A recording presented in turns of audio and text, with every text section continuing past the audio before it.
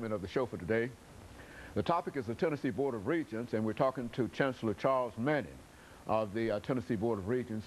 And of course, Chancellor Manning, before we had our first commercial break, we were talking about the state lottery. And we want to give you an opportunity to talk about that, because I think that that is a tremendous opportunity for a large number of people. But we also find that not many people are aware of exactly how it might be able to help them in terms of their education. So if you could give us that information. Well, it's you know, for a university, it's about $3,000 a year, and so it is a significant help.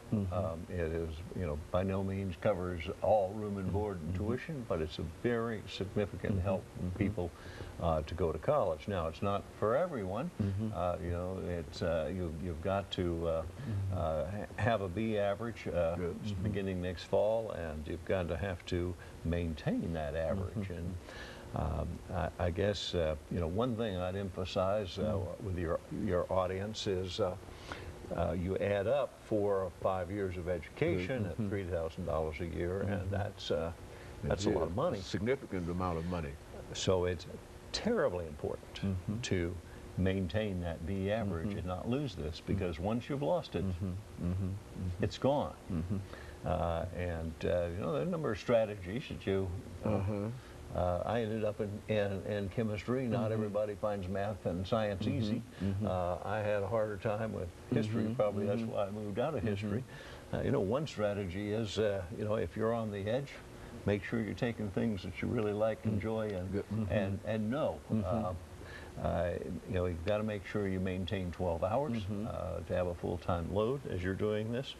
And another strategy I'd mention is that there is, you know, if you're right on the edge, there's quite a bit more personal attention in a community college, and there is an option. You can transfer back and forth. University, community college don't get as much money, but relative to its cost, you do. And if you're kind of on the edge of keeping that, that's another strategy you might use to make sure you maintain that and don't lose the scholarship. So as you say, it really amounts to a significant amount of money when you add the multiple years to actually get your degree.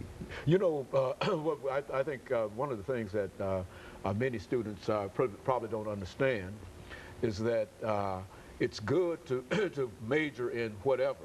But I think, as you're indicating now, that what you want to try to do is major in anything that can possibly bring you toward that degree, because that's the most important thing. And in many instances, we find that our careers and our desires, as you've indicated in reference to your career, will often change by some other kind of situation. But it is an opportunity, you're saying. It very much is an opportunity, and sort of picking up what you say, you know, even without the scholarship, somebody who really wants to go to college, they can.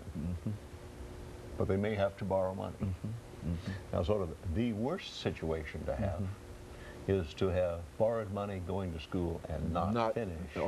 No, that is really you need to finish, get that degree. That's what really, you know, it's that sort of final step. Even though you've learned stuff all on the way, when it's all packaged together and agreed, that's what gets you in the door of a company, and that's what helps you get a job that pays better.